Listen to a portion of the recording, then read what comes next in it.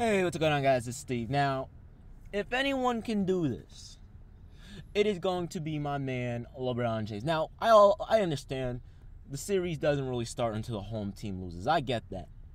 But what you guys don't understand is that this isn't just a regular, normal Golden State team with just, okay, they really only have Stephen Curry to worry about. Yeah, Klay Thompson is great. But, I mean, really, the only thing we need to really worry about is Stephen Curry because he's the superstar of the team. Okay? So that's different than having just Stephen Curry in his prime. Now they add Kevin Durant. So now they have how old is KD? 29 and a 27-year-old, 28-year-old Stephen Curry. I think Stephen Curry is actually older. Anyway, they're both let's say they're both 28, 29. So they're both at the peak of their prime on the same team. Do you know how ridiculous that is? Listen, it doesn't matter what you do. I was having a debate in the comments of my Cavaliers need to get Melo video. And I also made a video like that a while ago, back in I think right near the trade deadline. And I was saying in February, I was like, if the Cavs don't get Melo, they will regret it. Okay? You can just type in the search bar and then type my name and you'll find it. Or I'll just go straight to my channel and you can type in straight from the search bar from there and you'll see it. Okay, but that's not the point. The point is that we were having a debate, me, Matt, the Knicks fan, and another guy. I can't remember the other guy's name. It's the first time I saw this other guy comment on my channel. So if you're new, thank you for subscribing. Thank you for engaging with me. It was we had a pretty nice conversation, a few comments, probably like 5 or 6 between us and Matt.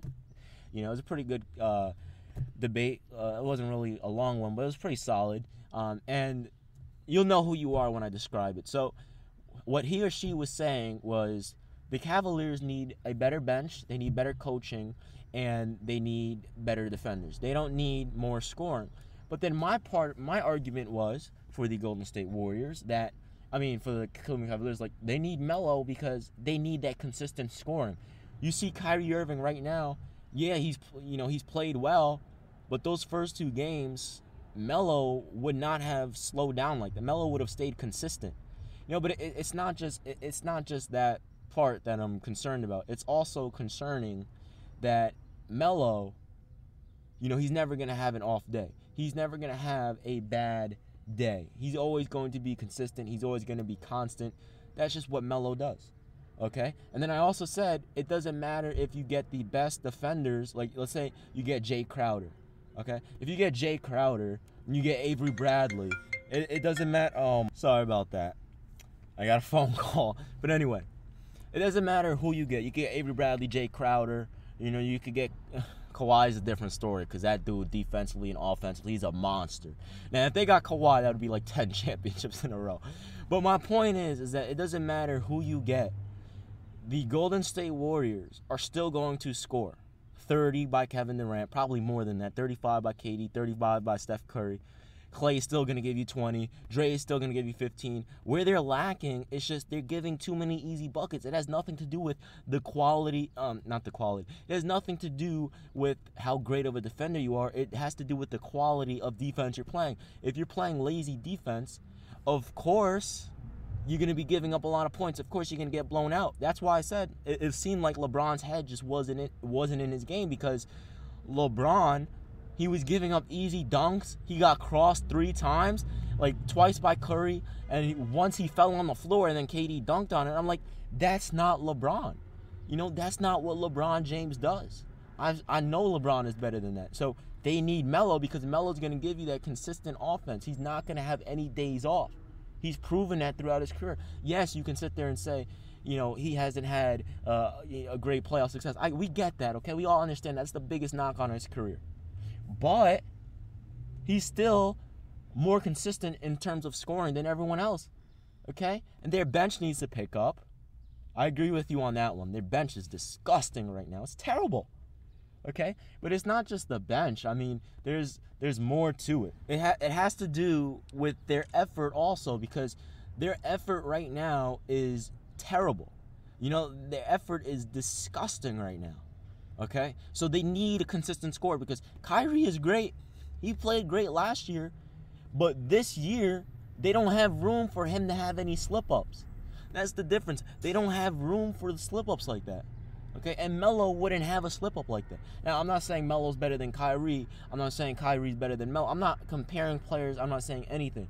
I'm just saying they need a player like Melo because they need that extra offense. But again, I'll repeat this again and again and again. If anyone can do it, if anyone can come back from this deficit, it's going to be LeBron James, because LeBron has proven time in and time out that he is that man. He's the first player in NBA history to lead his team in every statistical category. But it's not even just that. The dude led his team, while leading his team in every statistical category, to a 3-1 deficit comeback. You know, that's absolutely historical. We have never seen anything like that before in NBA history, which is why I say if anyone can do it, it would be this Cleveland Cavalier team led by LeBron James. But I'll tell you guys this right now. Cleveland they're really going to have to pull something out of the hat. Okay? Like, who said that? I think Chauncey Billups or someone said it.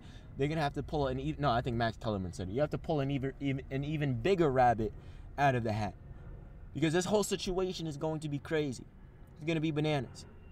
You know? So, all I'm going to sit here and say is, the Cleveland Cavaliers better win tonight, because if they don't, series is over. It's just over, man. It's over. If the Cleveland Cavaliers do not win tonight and they go down 3-0, there is nothing LeBron James can do to come back. He can average 50, 15, and 10, but he still won't be able to do it because Kevin Durant and Stephen Curry are in their prime.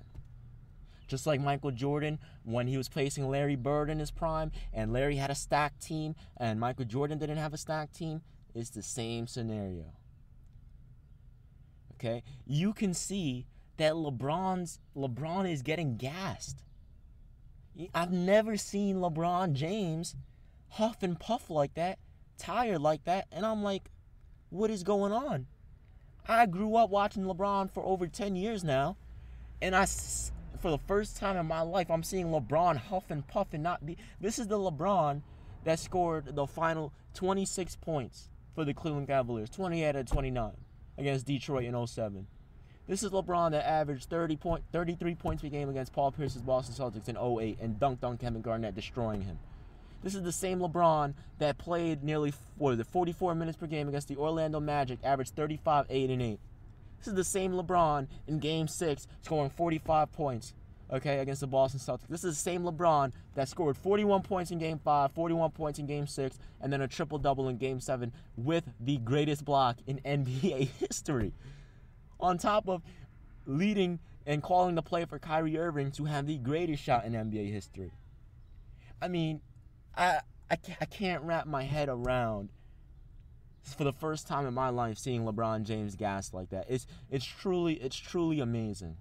You know, it's crazy. But that's what happens with Father Time. It catches up to everyone. But I'm telling you guys right now, if the Cavs lose Game 3, they're probably going to lose the series. But I'll say this. Even if they're already down 2-0. But if they go down 3-0, if anyone can do it and come back from a 3-0 deficit, it will be this Cleveland Cavalier team led by LeBron James. Now, I'm going to sit here and I'll say this one more time. People think LeBron's going to go to Los Angeles, the Clippers, to play with Melo, LeBron, and with Melo and CP3. If Melo goes there, LeBron's going to go. That's not going to happen. LeBron ain't leaving Cleveland. He's going to stay there. But I will tell you this. LeBron is going to recruit either CP3 or Melo, leaning towards. It ain't going to happen with Paul George. That would be crazy. It would be ridiculous if they got Paul George young in his prime, okay? But it's not going to happen. He's a deadlock for the Lakers. It's just not going to happen. Now, I'll sit here and I'll say this. If the Cavs lose, these rumors aren't a mistake. Oh, boy. You guys got to tell these girls to stop calling me, man.